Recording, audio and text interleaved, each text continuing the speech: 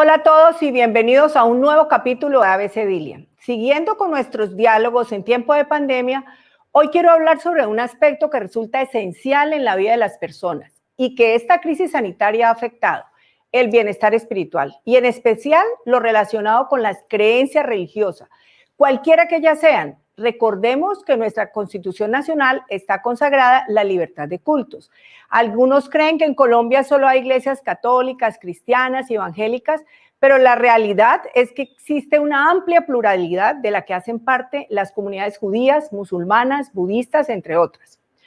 Todas estas expresiones de espiritualidad deben ser reconocidas y respetadas porque hacen parte de nuestra idiosincrasia y de las creencias individuales. Si bien el COVID-19 ha sido un hecho para reencontrarnos con nuestra espiritualidad, también ha representado un duro golpe para los modelos tradicionales de congregación, sobre los cuales se soportan muchos de los tipos de fe. Más allá de la congregación misma, esto se debe a que muchos cultos le adjudican un valor muy importante al compartir, a estar en comunidad, a la espiritualidad.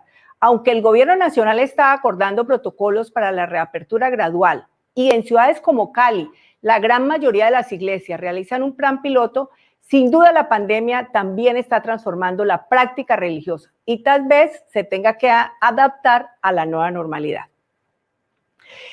Para conocer un poco más acerca de la importancia de los cultos religiosos y la manera como están enfrentando esta pandemia, hoy he invitado a dos personas con amplio conocimiento en el tema. El primero de ellas es bien conocido, el padre Óscar de la Vega, actual director del Banco de Alimentos, a través del cual se ha aportado toneladas de alimentos durante la época de aislamiento para beneficiar a más o menos 250,000 personas. Es además el párroco de la iglesia San Juan Pablo II, desde donde en tiempos de pandemia sigue trabajando por sus comunidades de manera virtual. Nuestro segundo invitado es una estrella de música espiritual. Se trata de Rudy Ortegón, un bogotano que desde los 16 años se dedicó a cantarle a Dios, pero que además ha organizado congresos de alabanza de la iglesia cristiana. Actualmente lidera junto con su esposa y sus dos hijos la iglesia Conectando con Dios, que igualmente por la pandemia genera contenido vía streaming para su comunidad. Bueno, bienvenidos, padre y pastor, a este ABC Dilia. Muchas gracias por aceptar la invitación. Para comenzar, quisiera que me dijeran cuál es el papel de la fe en la sociedad, sobre todo en esta época que es histórica en el mundo. Padre Óscar, ¿qué nos puede decir al respecto? ¿Cuál es el papel de la religión en una sociedad? Gracias, porque es la pregunta que hoy todos nos estamos haciendo frente a la realidad misma. ¿Qué estamos haciendo desde la religión, desde la educación? Y la respuesta tiene que ver con el comportamiento mismo del ser humano.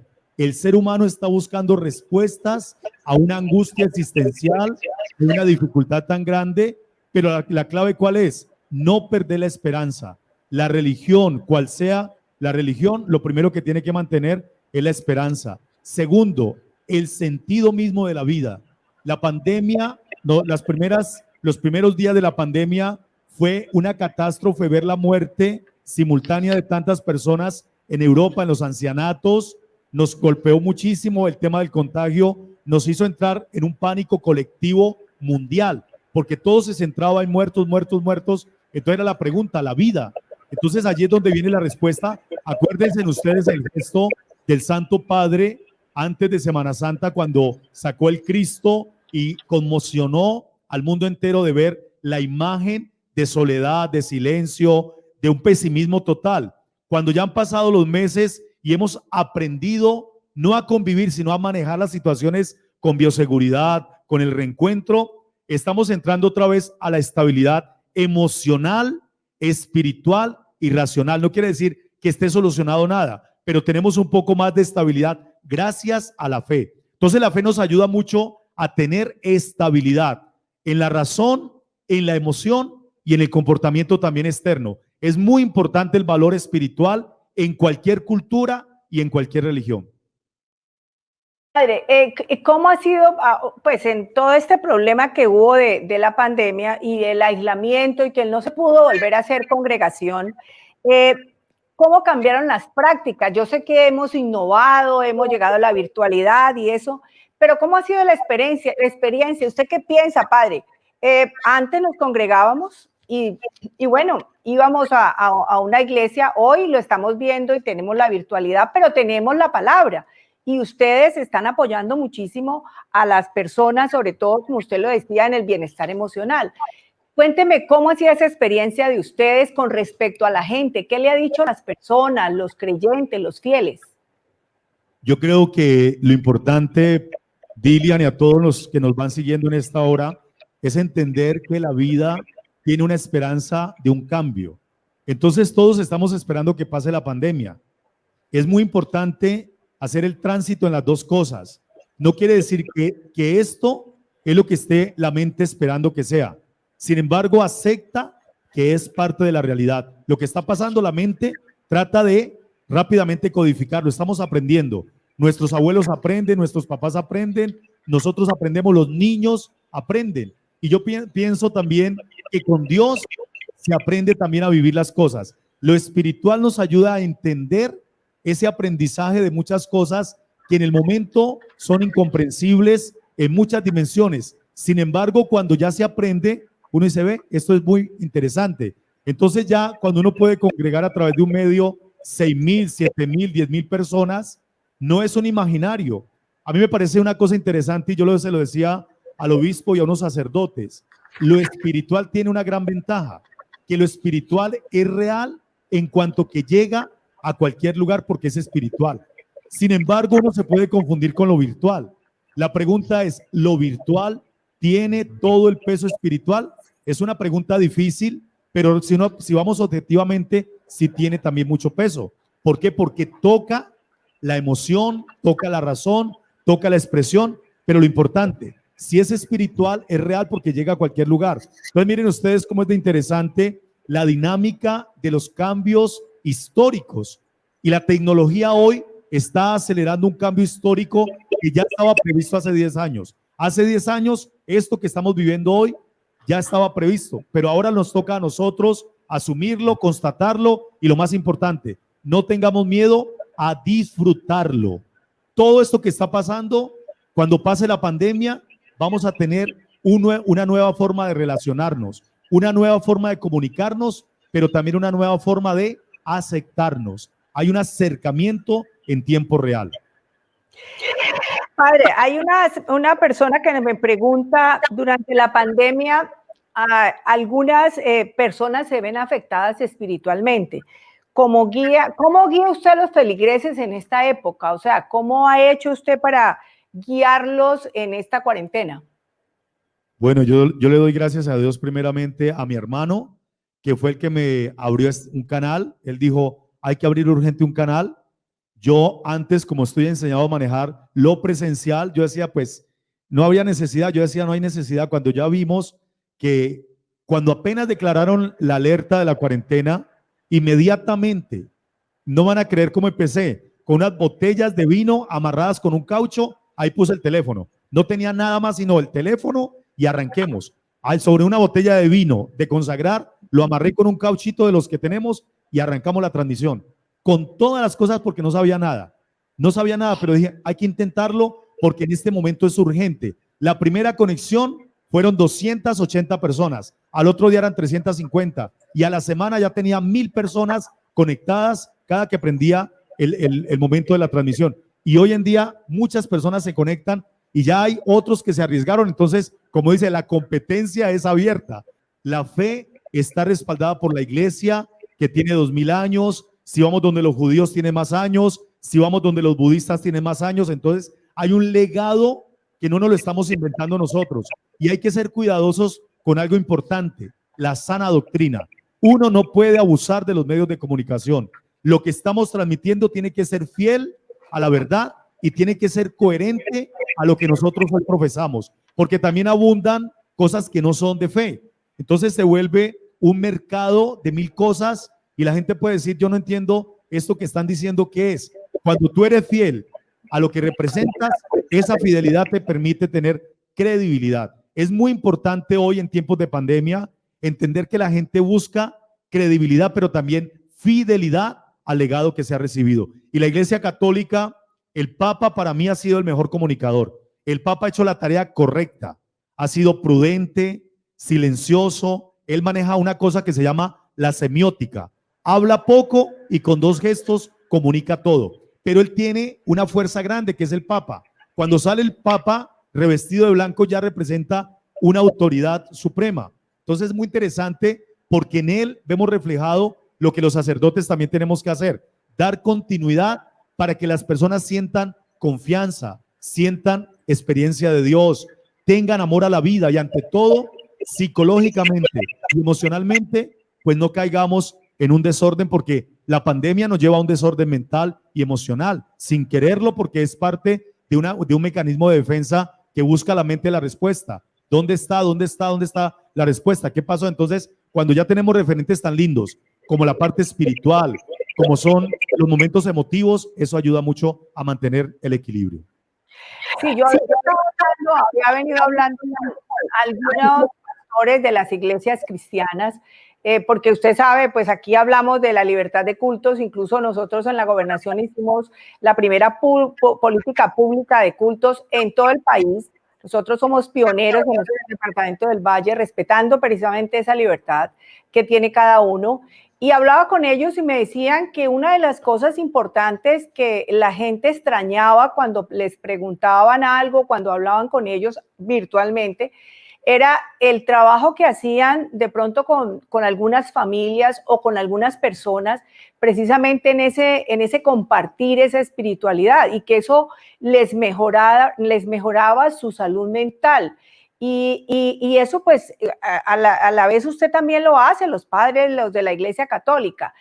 Se han acercado, por ejemplo, algunas personas a decirle, no, nosotros necesitamos pues el contacto directo con usted para poder tener esa tranquilidad espiritual, o simplemente con la parte virtual. Jamás lo virtual va a reemplazar el contacto humano, jamás. Por eso el ser humano necesita el relacionamiento personalizado. Y es una de las cosas que más estamos valorando en esta pandemia. Esta pandemia tiene como enseñanza fundamental valorar el encuentro y valorar el acercamiento desde la parte humana, que no es ajena a la parte espiritual. Por eso es muy interesante el tema de los enfermos, la soledad del enfermo, porque sería un tema muy interesante cómo las personas sufren viendo a su ser querido que murió en la soledad, de no poder ir al cementerio, hacer las honras fúnebres, de no poderlo atender siquiera, sino que todo es a través de una pantalla. La despedida son de los hechos más dolorosos que constatamos, de tener que despedir a un ser querido con una pantallita que lo está viendo morir físicamente. Imaginémonos entonces por qué es que tenemos esta decepción psicológica y espiritual. Allí es donde tenemos que ir rápidamente al paso, buscando alternativas donde sí podamos otra vez reunirnos, compartir. Vamos multiplicando no solamente el culto, tenemos que multiplicar experiencias que a pesar del distanciamiento social, uno diga, estamos, seguimos, cuenta conmigo. Toda la expresión de la solidaridad es lo que marca fundamentalmente cualquier cultura que sea. La solidaridad hace posible la solución al distanciamiento social. La solidaridad los caracteriza. Además, usted con el Banco de Alimentos, padre, y con la Arquidiócesis han hecho una labor muy importante, sobre todo en esta época de pandemia. Algo que pues, también se queja mucho de otras iglesias, y es que cómo hacen para sostener, cómo ha sido el efecto económico para poder sostener sus sedes, y de qué manera se afectó el aporte al Banco de Alimentos, porque muchas personas le daban recursos. Cuéntenos cómo ha hecho en la pandemia con esta iniciativa. Bueno, 2 cosas muy interesantes para tener presente. Que la iglesia nació pobre, y lo digo con sinceridad. Pandemia nos ha hecho recordar cuál es la esencia. No la pobreza, sino precisamente vivir austeramente, todos. Todos tenemos que volver como cristianos, los que creemos en Cristo, la austeridad es un eje fundamental. Y allí es donde viene la otra parte. Y ojalá muchas personas que tienen el poder adquisitivo entiendan lo que decían nuestros abuelos: uno se muere y nada se lleva. Pero el ser humano es aferrado a los apegos humanos, entonces la pandemia nos muestra que uno realmente sí se va a morir, que uno sí se va a enfermar, que las cosas materiales las tenemos pero ya no son. Entonces ha hecho también que haya reacciones muy interesantes para generar capacidad de desprenderse solidariamente, ser capaz de mandar una donación, ser capaz de dar un dinero, ser capaz de mandar un mercado a una familia amiga, ser capaz de entendernos como familia, aceptando al familiar pobre, porque a veces en nuestras propias familias somos excluyentes. Hay un familiar pobre que le hacemos el feo. Nos dimos cuenta que no es solamente el familiar pobre, es el hermano que trabajaba y se quedó sin trabajo y ahora hay que ayudarlo. Es el papá y la mamá que llevan 6 meses, 5 meses sin poder recibir también un dinero, hay que ayudar. Entonces empezamos a entender que la dinámica es para todos. La austeridad no es pobreza, pero sí es aprender a manejar los recursos. Yo al comienzo fui muy crítico y lo digo ahora que ha pasado el tiempo como director del Banco de Alimentos. El desespero todo mundo de pedir comida fue terrible. O sea, casi que me tumban el banco, los teléfonos a reventar, todo mundo era desesperado. Deme comida, al alcalde lo enloquecieron, a la gobernadora la enloquecieron. Ahora que sí necesitamos la comida, nos la comimos sin necesidad, porque en ese momento había suficiente. Ahora es donde vamos a entender que tenemos que activar muchos procesos de familias, de comunidades, desde la política pública, pero lo más importante, desde la fe. Entonces no hay que tener miedo, yo lo digo con respeto y se lo digo a Dilian y se lo dije al arzobispo. Hay en Colombia gente con mucha plata y hay gente que puede. Ojalá el Señor toque corazones para decir, este es el momento de dar. El que guarda pesares, ya sabemos qué le va a pasar, no va a tener nada. Pero cuando uno da, créanme que el Banco de Alimentos ha dado, en este momento hemos dado casi 3 veces lo que dimos el año pasado y no ha faltado ningún día. ¿Por qué? Porque yo pido la gracia de Dios. Yo creo en la provisión de Dios y hay que tocar corazones. Hay campañas que uno tiene que hacer mostrando resultados. Pero yo sí insistiría mucho y les invitaría a través de este medio, por favor, empecemos la solidaridad siendo austeros en familia.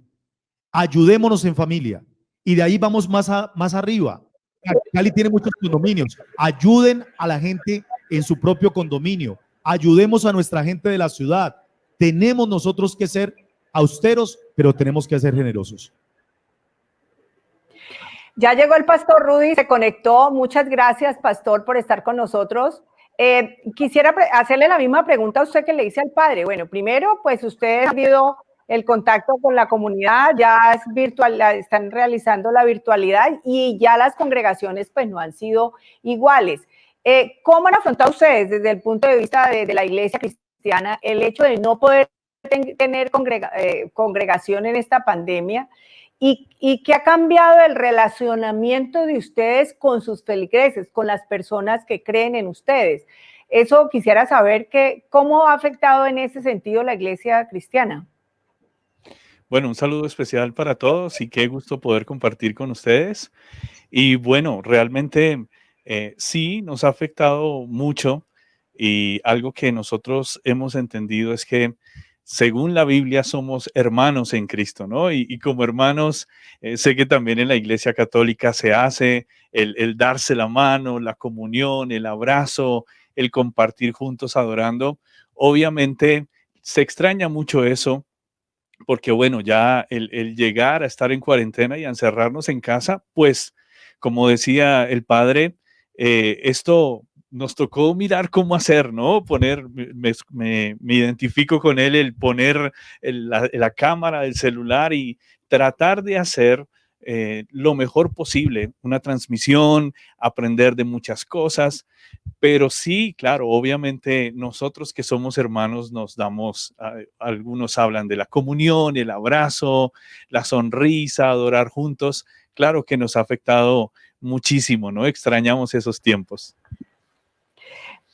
Pastor, y económicamente, ¿cómo ha afectado a las iglesias? Yo he hablado ya con varios, eso le comentaba al padre ahora, y pues los ha afectado económicamente, además también para ayudar a las personas, porque generalmente tanto en la iglesia católica, en la cristiana, en todas las iglesias son solidarios, ayudan a su gente, saben quiénes son la gente, las personas que más necesitan y así ustedes los apoyan. Pero ahora con las dificultades económicas, pero además con la gente que no puede ir a la iglesia, ¿cómo ha afrontado usted ese trabajo con los feligreses? Bueno, yo lo veo desde dos puntos de vista. Hay muchos pastores que han o habían adquirido sus contratos a un año o algunos hipotecas para poder construir sus lugares de reunión. Y obviamente, pues al tener esta pandemia, pues la economía se afecta mucho, ¿no? Eh, He escuchado el caso de varios pastores donde han tenido que re- eh, recoger las cosas, entregar, cancelar contratos, y eso ha afectado muchísimo.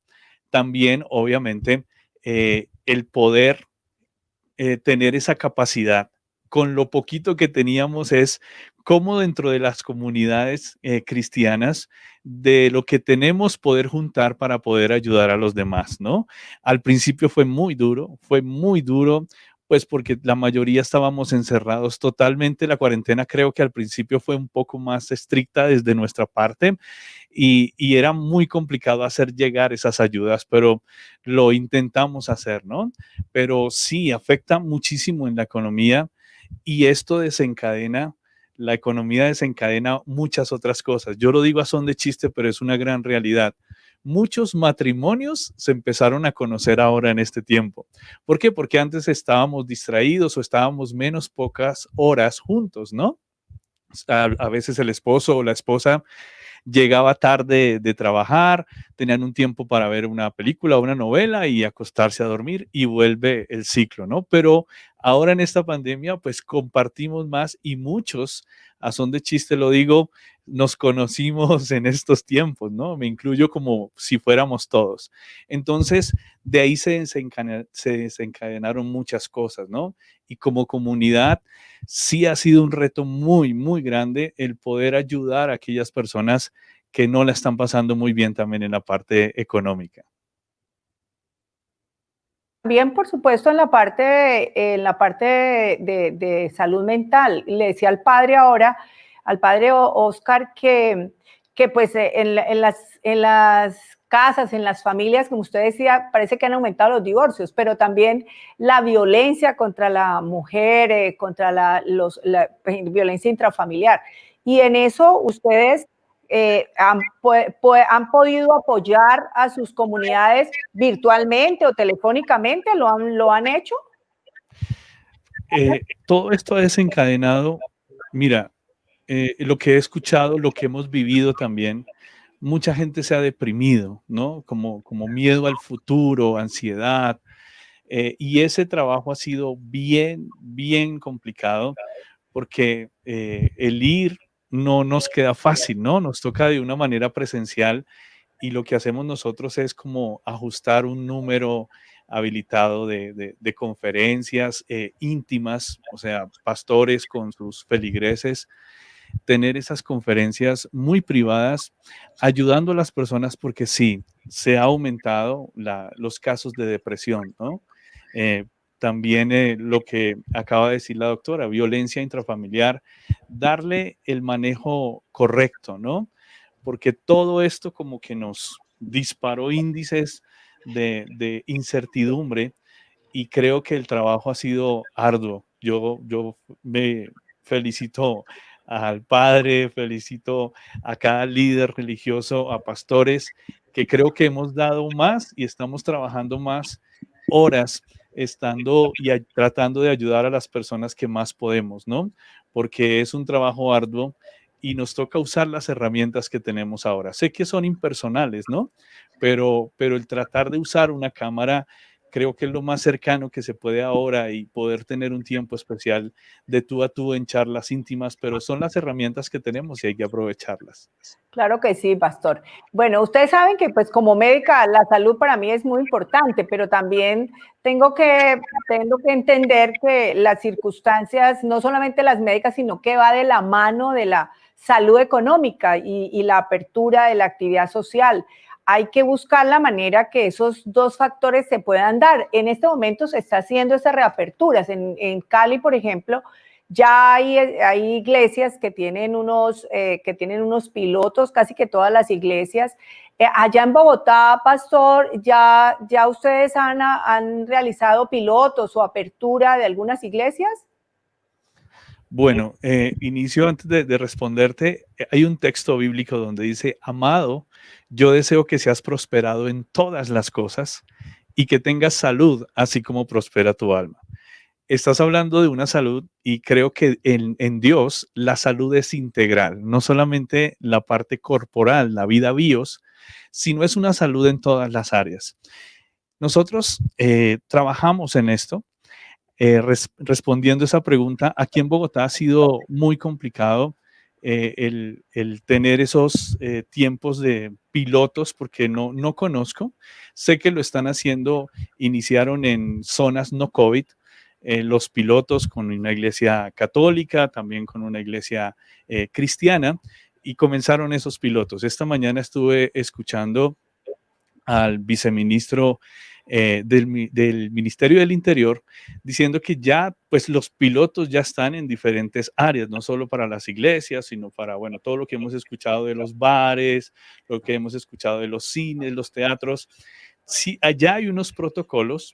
Lo que sí ha pasado aquí en Bogotá es que las asociaciones distritales de pastores se han reunido ya para hacer uno solo, ¿no? No solamente distintos protocolos, sino uno solo.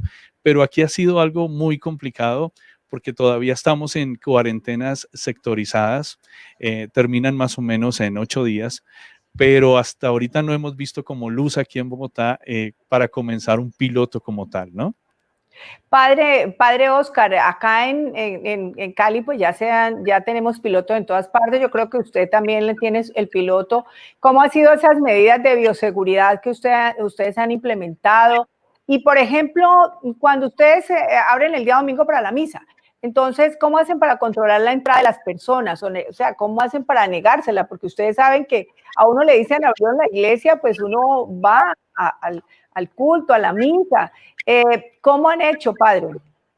Hay una reacción y gracias al pastor, porque nos hace caer en cuenta precisamente que todos tenemos reacciones distintas en lugares distintos. En Bogotá, culturalmente hay una forma, en Cali hay otra forma, la costa. Quisiera decir dos cosas, doctora Dilian, usted como médica, no olvidemos que estamos en pandemia. El virus en este momento sigue expandiéndose. Colombia es el 10º país donde en este momento hay un gran número de personas que han perdido la vida, pero también donde hay mucho contagio. No podemos ser ajenos a una realidad porque tenemos una responsabilidad todos. Todos tenemos una responsabilidad. Entonces, este tema del COVID hay que llevarlo con cuidado porque es un virus letal que se transmite rápidamente en un lugar. Entonces, hay lugares donde no se puede abrir todavía.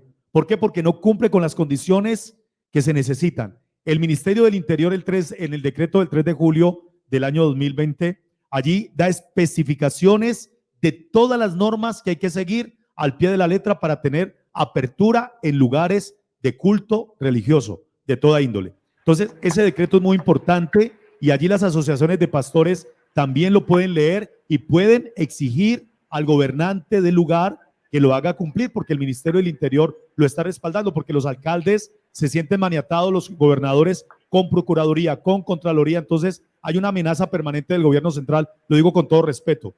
No, ya hay también mecanismos que les ayudan a los ciudadanos a buscar, pero no podemos olvidar la responsabilidad que tenemos frente a un virus que es muy letal y muy contagioso. Entonces, los lugares de culto, dice la norma, un aforo de 50 personas máximo, 50, conservando el distanciamiento, bioseguridad, alcohol, gel, fumigar, todas esas cosas que hay lugares donde no lo vamos a poder hacer. Y hay pastores y sacerdotes que a veces no lo entendemos. Entonces hay que ser muy exigente a la hora de tener reaperturas. En Cali nosotros creamos un comité de sacerdotes con laicos para poder hacer, hay unos seguimientos, hay unas planillas, hay unas cosas que están sujetas a ese ordenamiento, porque si llega a pasar algo, toca demostrar también que sí cumplimos como lo exige la ley. Sí, eso me parece muy importante, padre, y es precisamente la responsabilidad que tenemos todos del autocuidado. Y pues, por supuesto, si ustedes tienen esa responsabilidad, todas las iglesias, no solamente la católica, las cristianas, todas las musulmanas, todas tienen que hacer esos protocolos de bioseguridad para evitar el contagio. Pero bueno, para ir finalizando, pues para nadie es un secreto que las ceremonias religiosas pues tienen un fuerte arraigo en las tradiciones colombianas y pues latinoamericanas. Los matrimonios o los bautizos, por ejemplo, son muy frecuentes en todos los cultos. Cuénteme, pastor, y luego el padre Oscar, ¿qué han hecho durante esta pandemia con ese tipo de ceremonias? Bueno, lo que decía al principio, ¿no? Sé que cuando se da, por ejemplo, en la Iglesia Católica la hostia, se comparte también un contacto físico. Nosotros como en la Iglesia cristiana también tenemos la Santa Cena, tenemos tiempo para dar también la mano, abrazarnos. Es algo complicado y estoy de acuerdo con el padre en el sentido que también nosotros somos responsables y a veces hay sectores que tienden al fanatismo diciendo, bueno, yo soy un hijo de Dios y no me va a pasar nada, ¿no?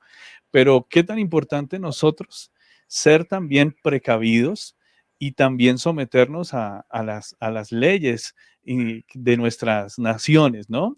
Y el tener algo como nosotros, una responsabilidad y nosotros como comunidad hacerlo, nos quisiéramos abrazar, quisiéramos tener esos tiempos como lo hacemos nosotros los cristianos con alabanza, saltando. Sé que algunas iglesias católicas lo hacen también, saltando, bueno, dependiendo su línea.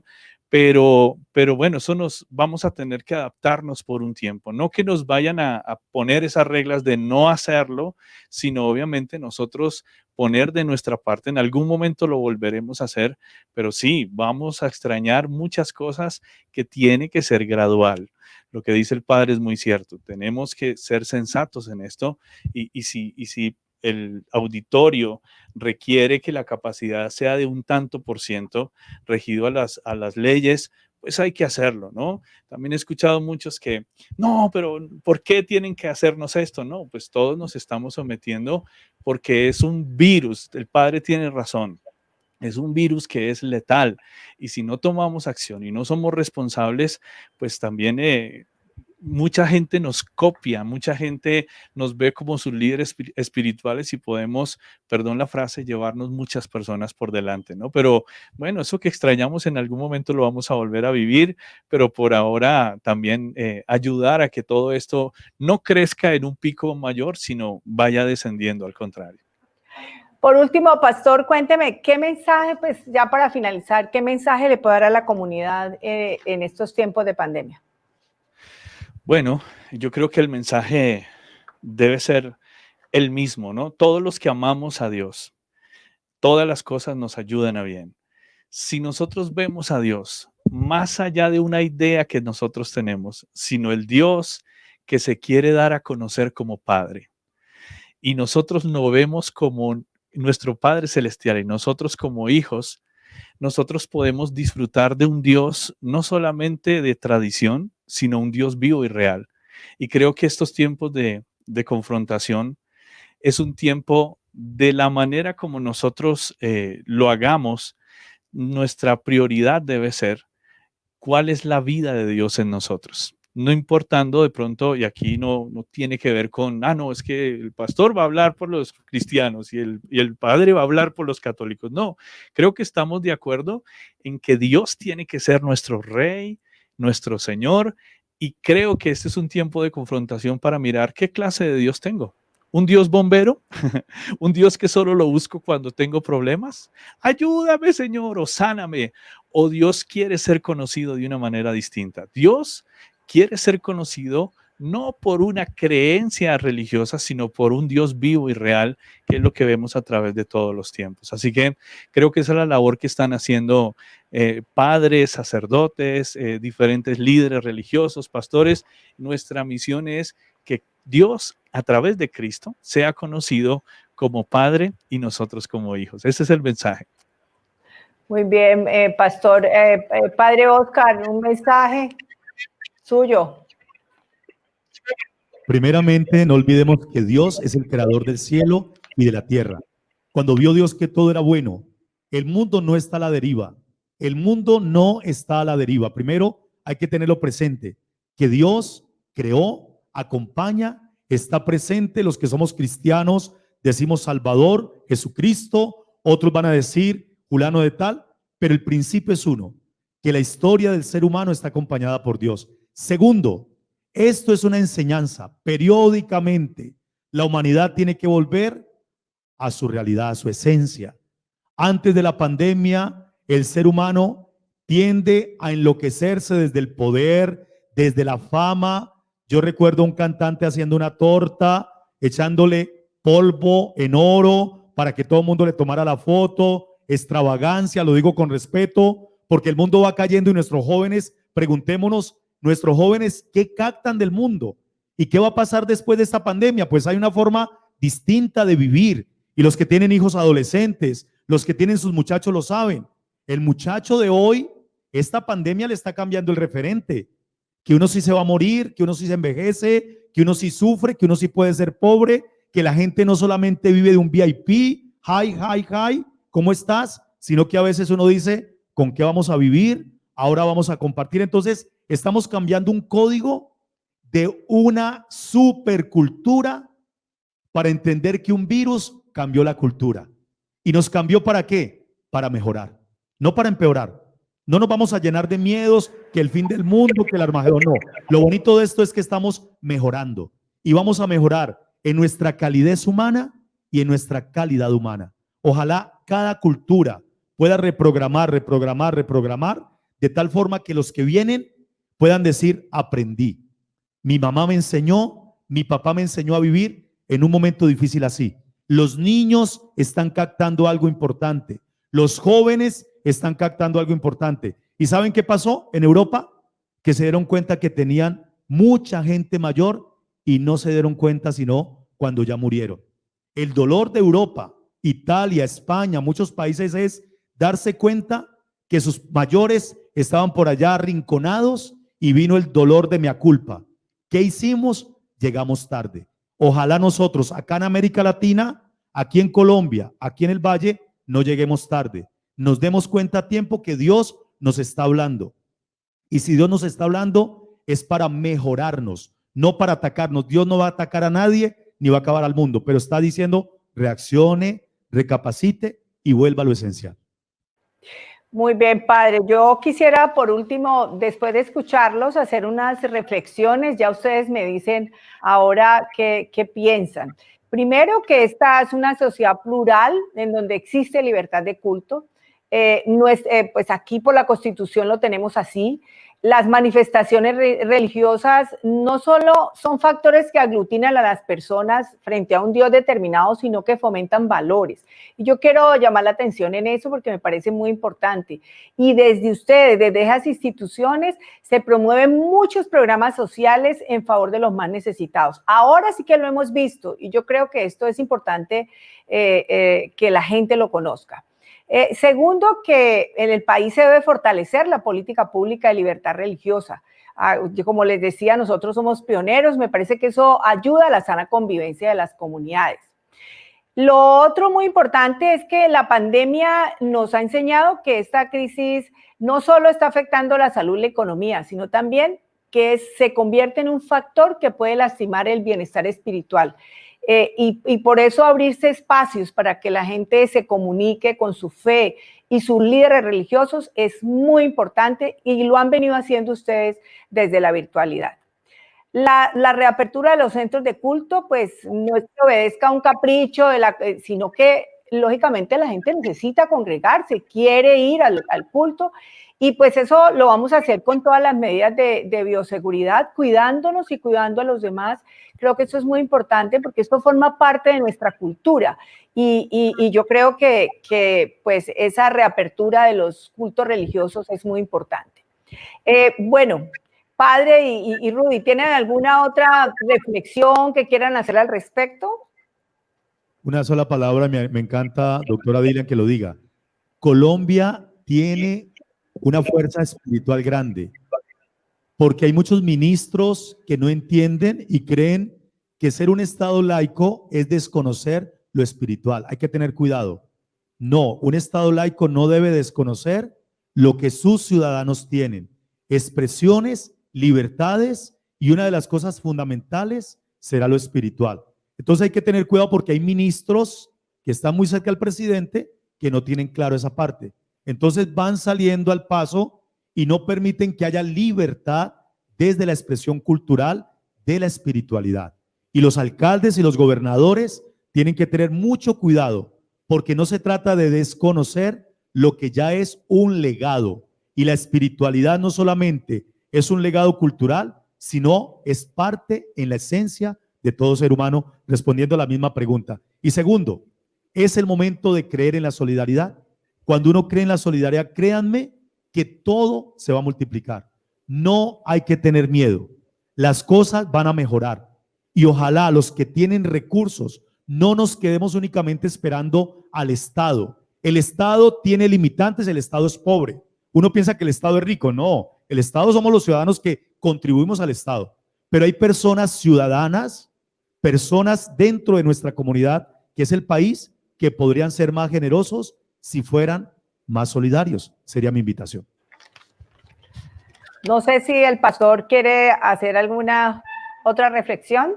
Bueno, hablando de eso de espiritualidad, bueno, es un tema para desarrollar y sé que el tiempo es corto, pero cuando somos seres espirituales, ¿sí? No todo ser humano es espiritual. Cuando estamos en Dios, somos espirituales porque nuestro espíritu es vivificado.